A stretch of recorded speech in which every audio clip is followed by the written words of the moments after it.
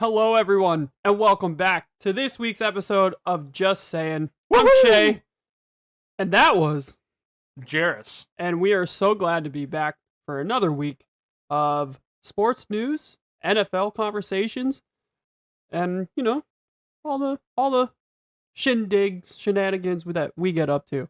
Just really good, chemistry between two friends. Having some laughs. We're just friends. Some funny. I thought we were best friends. All right, we're going to take a break. We need to go in the other room and have a talk. Just kidding. No, but we're going to start off with sports news, then our real break, and then NFL conversation, and we have a little something after that, don't we, Jairus? That's right, we do. Can you remind me what that is again? Has to do with a certain YouTube video. Oh, yeah. So we're going to be posting our first ever YouTube video on the Just Sayin YouTube, which, by the way, if you follow that, you get day early access to this podcast. That's right. And we will totally remember that we're making a YouTube video today. Yes. I am recording. If you look, Shay, the recording is in progress. I see that red dot. That means we're recording. That's right. Yes. All right. Anyway, we have sports news to start off with. So, Jairus, start us off, please. So, starting you off with this fantastic sports news segment. On a not so good note, Bally Sports, owned by Diamond Sports Group, reaches a broadcasting agreement with the NHL and NBA for the 2024-2025 season. And for maybe new listeners, we touched on this before our 5-month break, right? So what was going on with Bally Sports? Well, first off, thanks for reminding me that it was 5 months. Yeah. And second of all, for the last about 8 months, Diamond Sports Group has fallen into bankruptcy, and they've been in the process in court of filing for bankruptcy. A federal judge is close to making a ruling, but that has not stopped Diamond Sports Group from keeping their stranglehold on the regional broadcasting. Yes. Because of money, even though they don't have any. Money. Because they're in bankruptcy. But 22 total teams from hockey and basketball will remain on Bally. But this is also after Bally dropped the Dallas Mavericks and the Pelicans. However, a new development yesterday, Tom Friend of the Sports Broadcasting Journal, SBJ, reports that Amazon has reportedly pulled out of their funding to pull Diamond Sports Group out of bankruptcy. Reported $115 million. So they're still not doing good. Yeah, that is a very, very big blow to Diamond Sports Group and their chances of salvaging whatever. So this agreement is in place. The leagues have made a bunch of contingency plans in case anything happens. Beyond this season, though, everything's up in the air. Right, exactly. So we'll see what happens with this. But yeah, hopefully this means that regional broadcasting is put in a very negative light. Yeah, right. Because as we know, sometimes you can't watch your favorite teams. Exactly.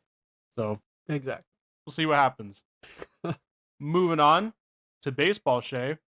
A little bit of odd history was made. That's right. Would you like to infer to us what that history is? That is right. As of this recording, Tuesday, August 27th, yesterday, August 26th, Danny Jansen became the first player in Major League Baseball history to play for 2 different teams in the same game. Yesterday, again, Monday, the teams made up for a rained out game from earlier in the year, which was, I think, in April. The Jays ended up winning 4-1, and Jansen was on the Jays in that first game back in April, and then was traded to the Red Sox, as we talked about, 2 weeks ago, I think, on July 27th. So he then finished the game out as part of the Boston Red Sox. So pretty cool little history there. Yeah, so he becomes the first team in MLB history to play for two different teams in the same game, which I don't see that happening ever again. Well, Just one of those very odd things. Yeah, I mean it with how often games in baseball get rained out and they have to be made up, so you have double headers and stuff. I'm actually surprised it hasn't happened before, but it will never happen in any other sport. It's only because only baseball does these double headers. So, oh yeah, that is a pretty good point. So a little bit of odd history in the baseball world. But what's not odd is our man Shohei Ohtani himself. Oh yeah, just having another fantastic season. He's not even pitching. Not yet, even folks. pitching. He's not even pitching yet, and arguably, he's worth every penny of his contract. Yep. He becomes the first player in Los Angeles Dodgers history, which is a very storied history. yes. So I'm honestly kind of surprised no player has done this, but he becomes the first to hit the 40-40 club. 40 home runs, 40 stolen bases. Shohei Ohtani, ladies and gentlemen. He's on track to get to the 50-50 club too. So it's not even over yet. Yeah, there's still about 30-something games left in the season. Mm-hmm. So just imagine this guy comes back, pitches like he did with the Angels. That contract could be seen as a bargain. Yeah, exactly. There is no limit to what this guy can do. He is just incredible. Like we've discussed before, if his whole career pans out, he could not only be the greatest player in baseball history, but the greatest athlete, period. Yeah. In any sport. Oh, yeah. Just fantastic work from the man himself. But who's also doing really well in baseball is New York Yankees' Aaron Judge. That's right. Right now, he is on pace to break his American League home run record of 62 home runs he set back in 2022. He hit his 51st and 52nd home run yesterday. Yeah, he is once again having a fantastic year from a hitting standpoint, and he's actually on track to maybe win the Triple Crown, so lead the American League in home runs, hits, and batting average. Yeah, just fantastic work from Aaron Judge. So yeah, that's going to wrap up baseball news. Moving on to football, there was some pretty big news coming out this week. As we all know, the Dallas Cowboys have dealt with some drama over the offseason from a lack of making moves.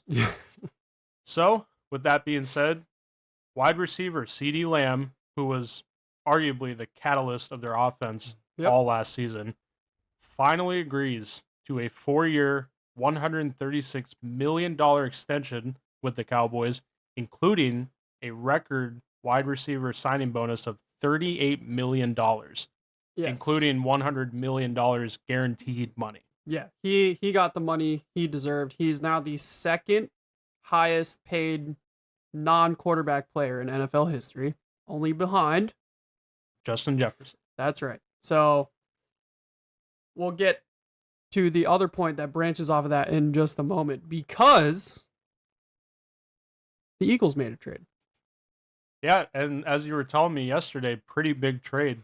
Yeah, the Eagles traded with the Commanders for wide receiver Jahan Dotson, along with a 5th round pick. Washington will receive a 2025, third and 2 7ths. Very controversial for the Commanders to trade away arguably their best, weapon. But as an Eagles fan, that's great. He's probably going to be our slot receiver because obviously A.J. Brown and Devontae Smith are 1 and 2. And Howie Roseman, our GM, just keeps swindling the rest of the NFL and making these fantastic trades and free agent signings and contract deals and all that. So I'm very happy about it. I got to say, Shay, with the moves you guys have made, including the draft, you did what you needed to do. You guys fixed your secondary. And with this trade, if you look at that Eagles roster right now on paper, it's stacked. Yeah, my only worry is will we be okay without Jason Kelsey? That's my only worry. Will our offensive line be okay without Kelsey? Yeah, of course. And as we all know, nobody can replace Jason Kelsey. Absolutely not. So that's going to be, tough shoes to fill for whoever's playing center. But this trade, sneaky good move here by the Eagles. One of those very rare in-division trades. Mm-hmm. So I think it's fantastic work. The Eagles took the Giants' best offensive weapon in Saquon, and now we just took the Commanders' best offensive weapon in Dotson. I love to see it. Yeah, now Dotson is coming off of a rough campaign in Washington. But honestly, who probably didn't have a rough campaign in Washington last year? The last 20 years. Yeah, not good for Commanders fans. A lot of them are saying, why are you trading away Jahan Dotson, Jalen Daniels' best offensive weapon he can use? Because he's probably going to be the starter this year. Yep. So, yeah, not really sure what the Commanders are doing here. But, hey, Eagles don't care. Absolutely not. We love it. So, moving on. Jamar Chase. The reason this CeeDee Lamb contract is very important because Jamar Chase is still not signed. Correct. He has 2 years left on his deal this year and the next season, but he has been holding out and in to get that extension that he does deserve, but he has 2 years left. What's going on? Yeah, so the reports have stated that Chase and his agent were waiting for CeeDee Lamb's contract and possibly Brandon Ayuk's new contract. Which still has not come as of this recording. Yes. So if Ayuk gets signed to the same kind of extension, or at least see where he's at in the market, that could really tie the hands of the Bengals management. Definitely. To pay him. And with CeeDee Lamb signing this contract, I would not be surprised if Chase signs the new record-breaking wide receiver non-quarterback contract. Yeah, I think it'll match Justin Jefferson, if not be higher. The Bengals, just like we were talking about the Cowboys last week, the Bengals have really shot themselves in the foot, I think, by waiting. Yeah, there's 2 years left on the deal, but if they would have signed him earlier to right around what Justin Jefferson is making right now, or to CD's deal, they would have been in a much better position. But now it's getting worse. Yeah, or could have even talked him down. Yeah. Maybe taking a little bit of a discount. Yeah. Just to be like, hey, you stick around here, we really believe we can win a championship. You take a discount where we'll have more money to surround you with better players on the rest of the roster. Yeah.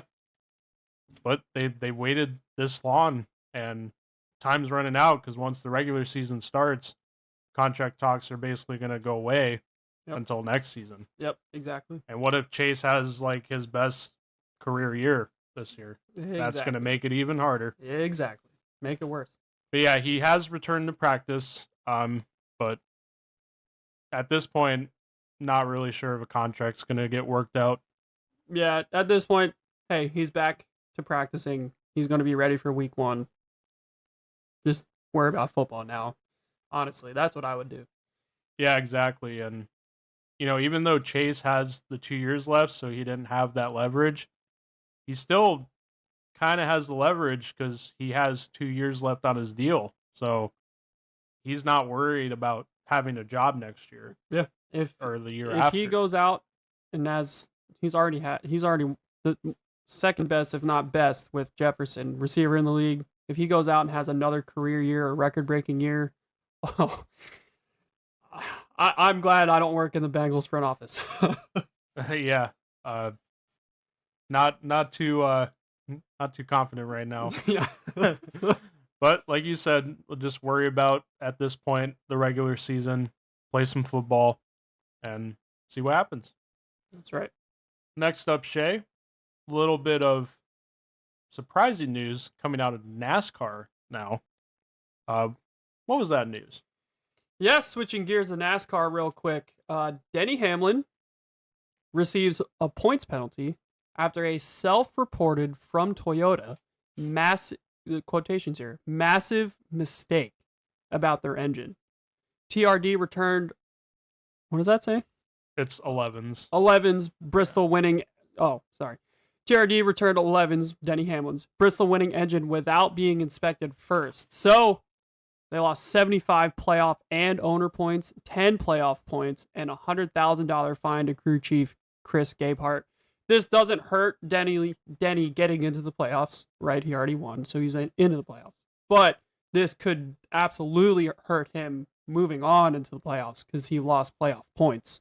And his seeding is now going to be lower after the point drop there. So, yeah, for sure. A little audit. The 75, it's just regular season points, not playoff points. Audit. That was my mistake. So basically, it takes him out of the running of the regular season championship. Yeah. Chris Gabehart coming out and saying, it's just one of those like freak things. Yep. Lot of multi-process stuff that was failed. And at the end of the day, he said it's all human error.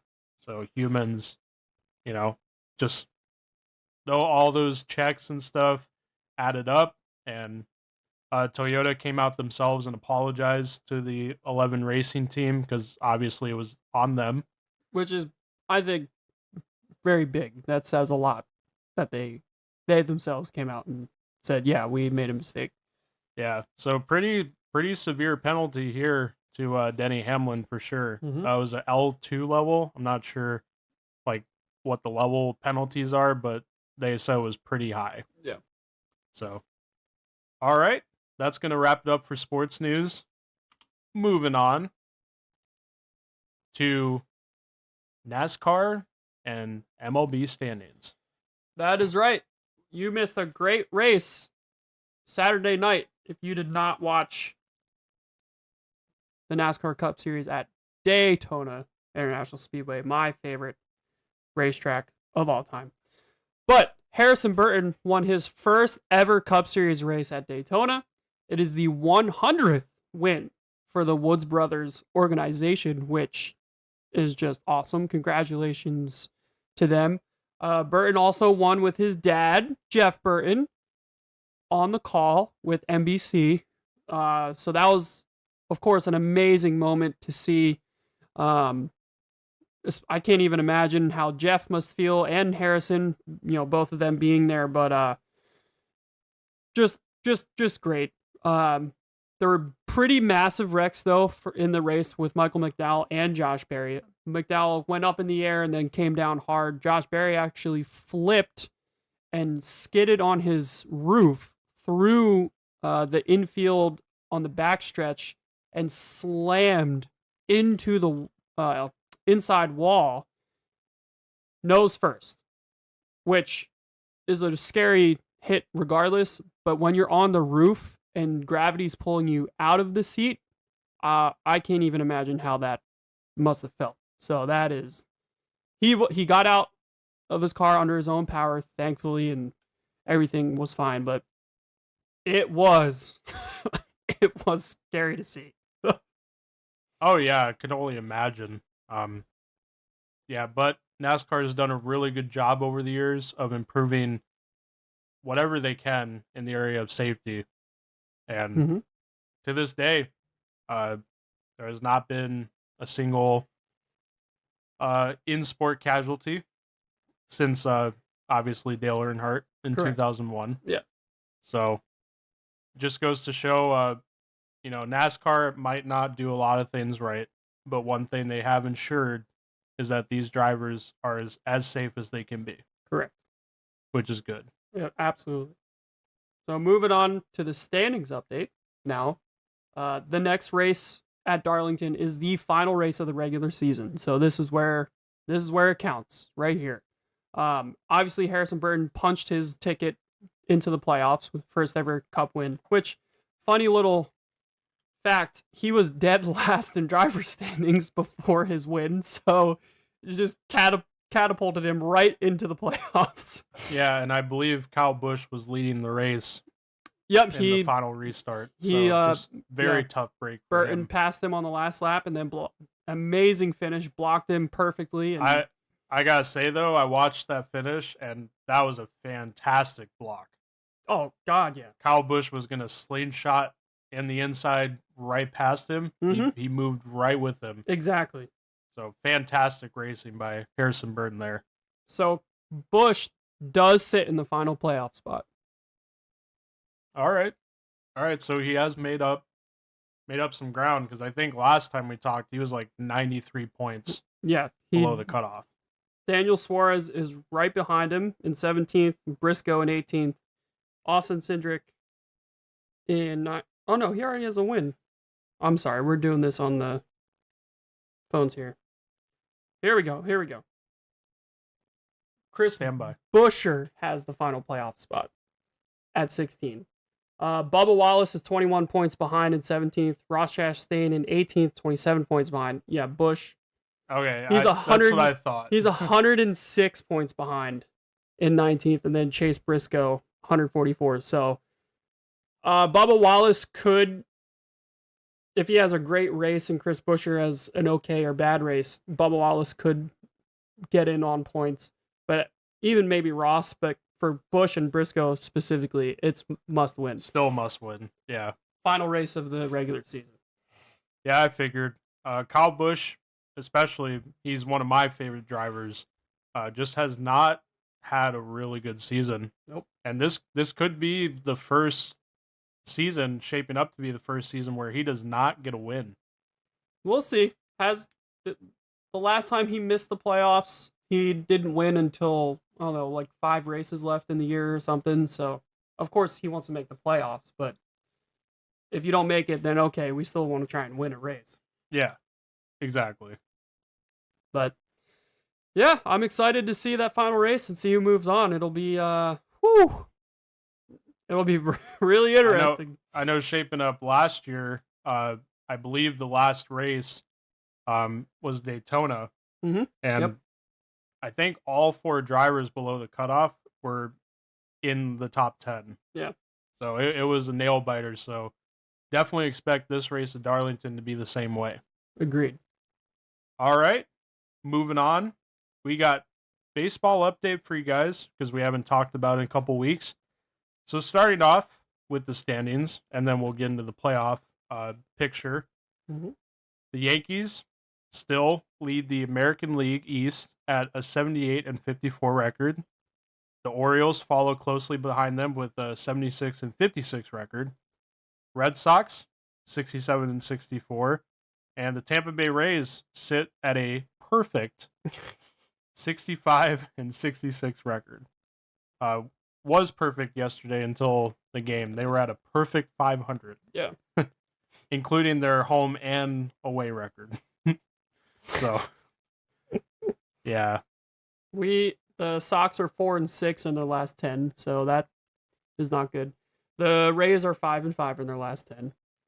Yeah, so there's still, 30 some games left in the season. Yeah. But, as we get closer and closer, every win matters. That's right. So, moving on to the American League Central, the Cleveland Guardians lead with a 75-57 record. Kansas City Royals, who I thought have been a complete surprise this season, follow closely behind with a 74-58 record.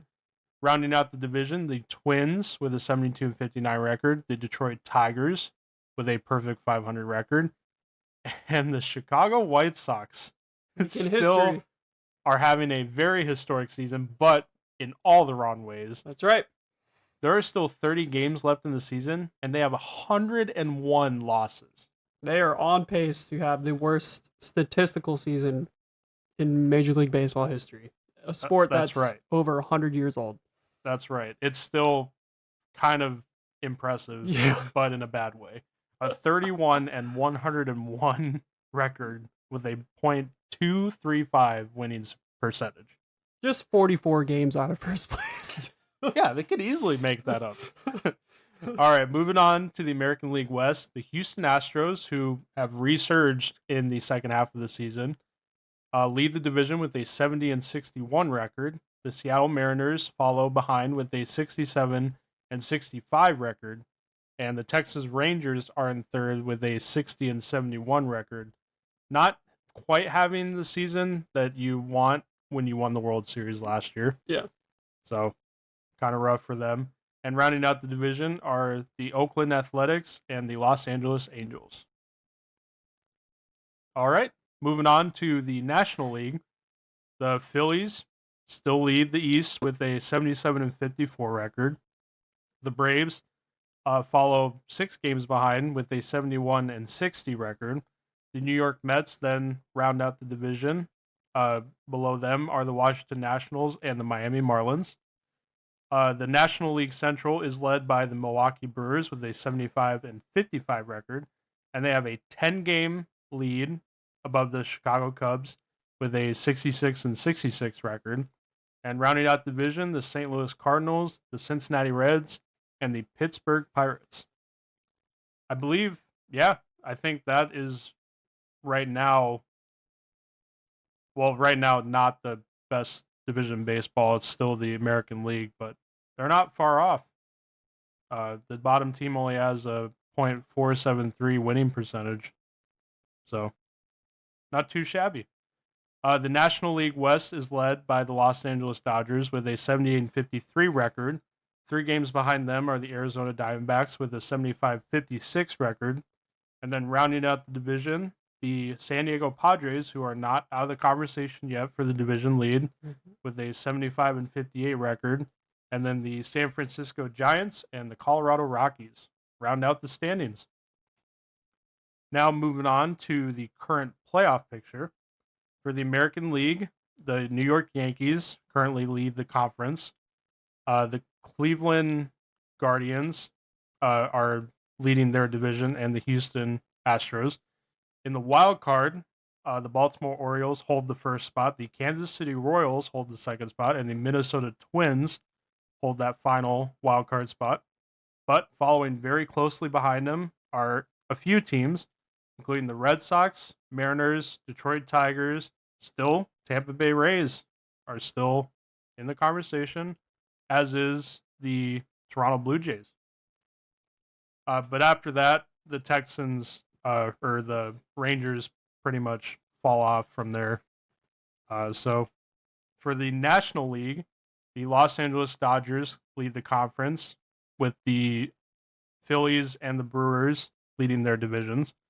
And in the wild card, the Arizona Diamondbacks, the San Diego Padres, and the Atlanta Braves hold those wild card spots. And still in the conversation, a little bit more distant in the National League Conference, you got the New York Mets, who are 3 games behind. Then the Chicago Cubs, San Francisco Giants, St. Louis Cardinals, Cincinnati Reds, and even the Pittsburgh Pirates, who are only 9 games behind. But then after that, it kind of falls off. So, what do you think, Shay? Like a 9-game deficit, can that be made up? Yeah, with still 30-some games left, this is really like the last week where it's time and you need to start winning some games back to back. When we do another standings update in 2 weeks, that's where it's crunch time. Like, all right, we know these top teams are going to the playoffs, but the wild card is going to be really, really interesting, as it is every year. Ever since baseball added that third wild card spot, it gets crazy at the end of the regular season. Yeah, for sure. And I apologize if that was a little sloppy, but we're doing this on our phones, so we kind of have to scroll up and down. Yeah. So there's your standings update for NASCAR and MLB. Playoffs start October 1st. That's right. So we're almost there. All right. With that being said, we're going to go ahead and take our halfway break here. Thank you guys so much for listening with us up to this point. Don't forget to follow all our socials, which will be linked in the description. And if you're listening to this on YouTube, congratulations. You get day early access to this podcast. Woo! If you're listening on Spotify or any of our other platforms, don't worry, we're still posting. But if you want daily early access, follow our YouTube. All right, don't go anywhere. NFL is up next, and we'll see you all very soon.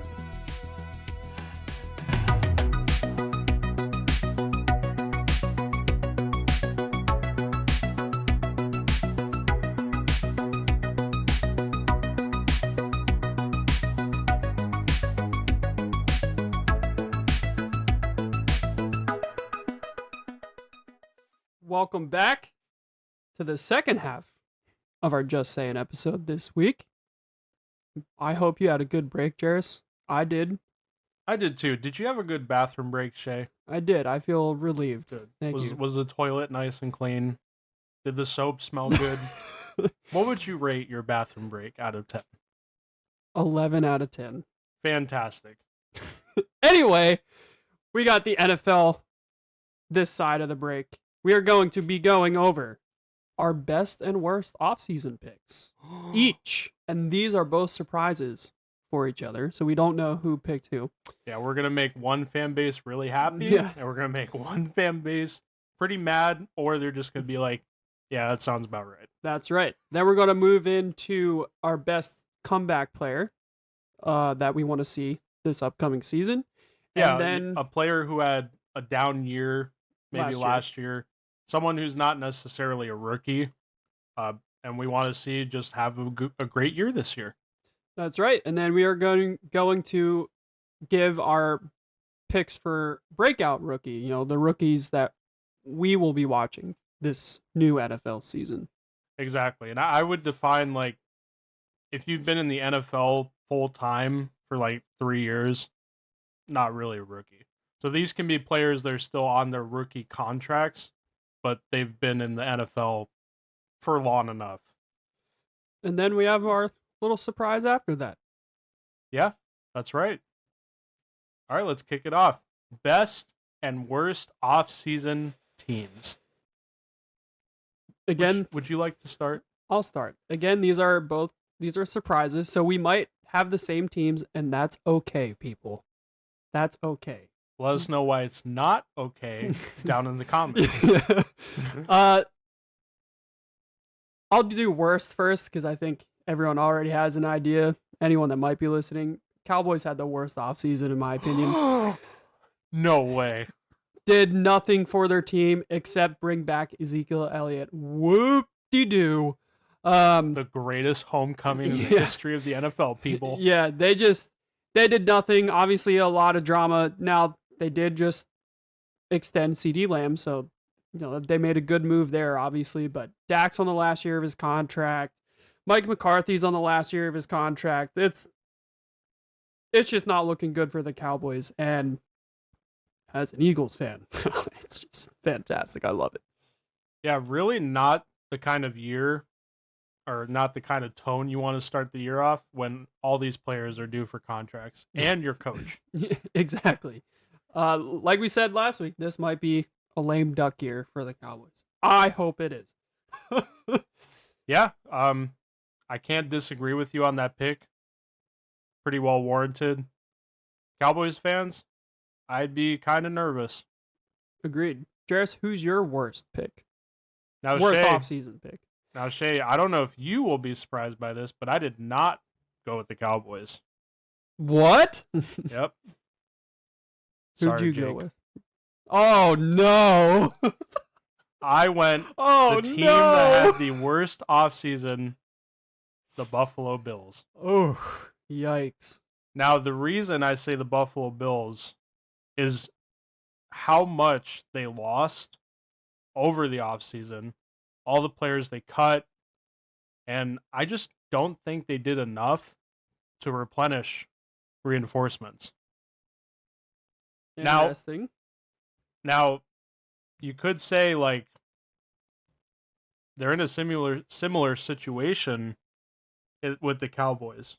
They have their star quarterback, Josh Allen. Same with the Cowboys. They got Dak Prescott. Yeah, I look at this team and they're not as good on paper as they were last year. And I don't know. I don't know if they can contend for the division. Especially with the Jets, like the way people projecting them to be, and the Dolphins. If Tua can have another consistent year, and if they, show up like we discussed against those high-level teams, I think the Bills could really be in for disappointment. I don't disagree with you. I agree they have not had a good offseason as well, and I am worried. but do you have more? Let me ask you this: Bills and Cowboys. Do you have more faith in the Bills this year, or do you have more faith in the Cowboys? To maybe not go like all the way, but be another successful year, like getting to the playoffs and all that. So for the regular season, I don't really have any doubt that the Cowboys can still be one of the best teams in the NFC. That's just the way they've been for years.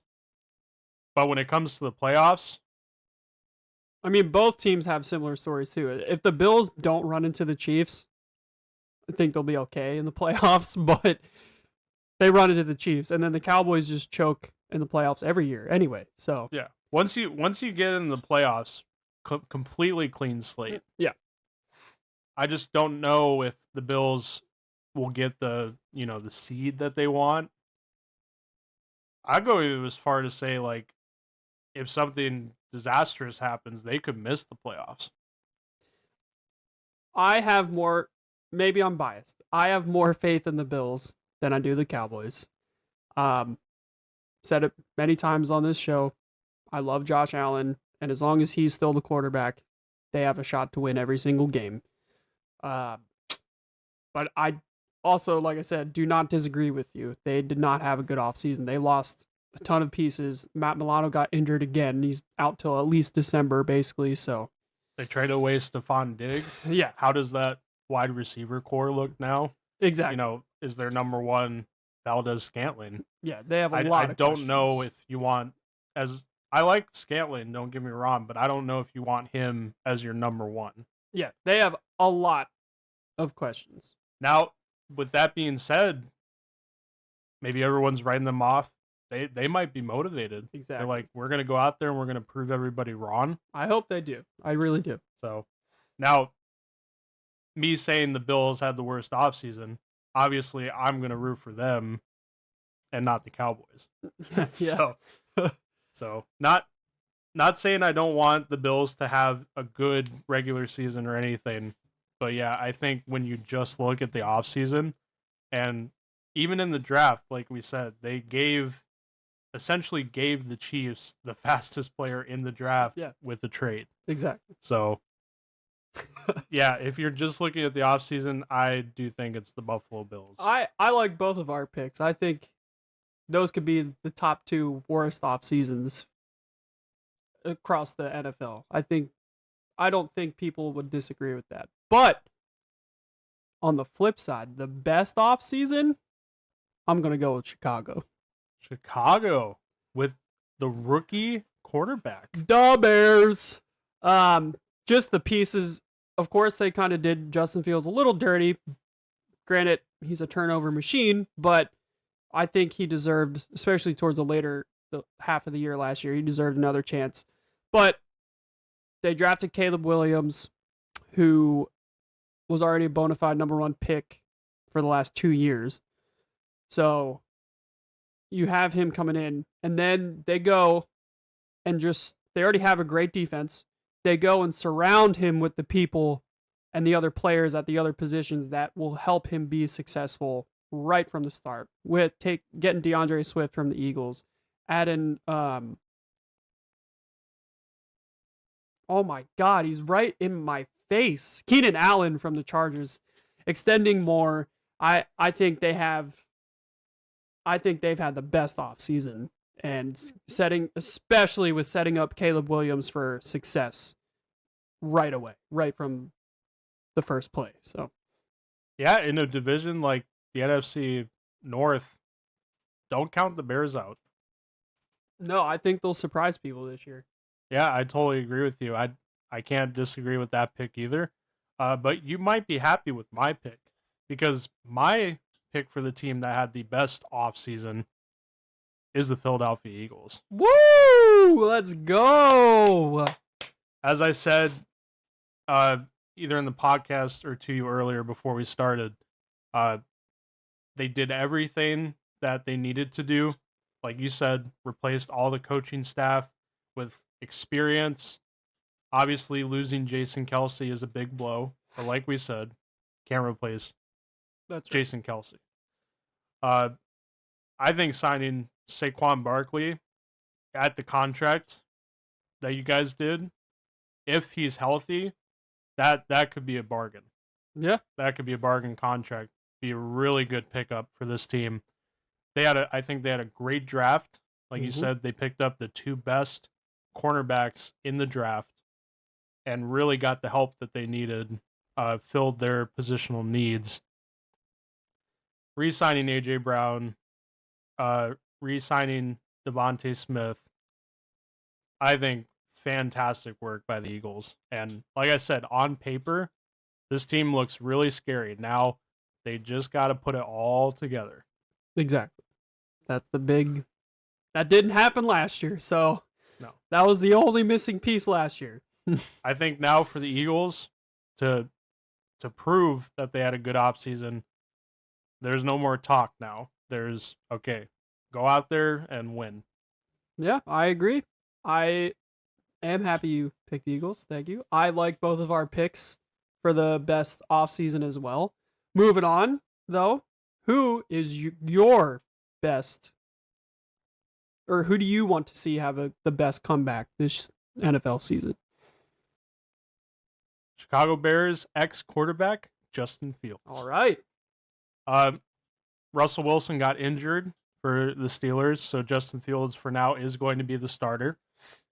Like we said, I think Chicago did Justin Fields a little dirty. Not saying that Justin Fields was a top-tier quarterback. Definitely had his issues, showed some flashes here and there. But I do find it a little odd that once they draft Caleb Williams, they're bringing in all these, offensive pieces, and Justin Fields didn't really have that. Yeah. So good, I think a great pickup for Pittsburgh, and I really hope he goes out there and plays with a chip on his shoulder and is like, yeah, Chicago made a mistake getting rid of me. Yeah, I would really like to see him do well with the Steelers too. I think he has the potential to do it as long as he can just reel in those turnovers. Because with his legs, when he's running, he is electric. So it's just the passing game that needs work on. I want to see Jalen Hurts have the best comeback this year. Another Eagles pick, maybe. Maybe not a big surprise, but he still had a good year last year, but it was subpar to what he did the year prior when he was second in MVP voting behind Patrick Mahomes. Based off of what you said with their offseason, I think he is in a much better position this year with a vetted offensive coordinator in Kellen Moore, vetted defensive coordinator on Vic Fangio to help him out with reading defenses and everything. Plus all the weapons around him. I think he is primed to have a good year. Now, we touched on it a couple weeks ago. ESPN reported there's conflict between him and Nick Sirianni. I don't know if that's actually true or not. We're going to have to see how they look in game form. But I want to see Hurts come back and take the league by storm. Yeah, I agree. I think Jalen Hurts definitely has all the tools to have a big bounce back season. Just gotta, you can talk the talk, but you gotta walk the walk. But when in doubt, brotherly shove. yeah, is what I say. Pretty much. Now, Jarris, what rookie are you wanting to watch this year? What rookie do you want to see have a breakout season? Well, sorry, Jake, but with the Buffalo Bills and the Kansas City Chiefs making their first round trade and giving him Xavier Worthy, very curious to see if he's going to have a breakout year. Because like we said, remember the last time the Chiefs and the Bills had a first round trade, they gave Kansas City arguably the best quarterback of all time. Yeah. But it worked out because they got Josh Allen. But it's going to work out again. Yeah, Xavier Worthy, Travis Kelsey is going to get all the attention.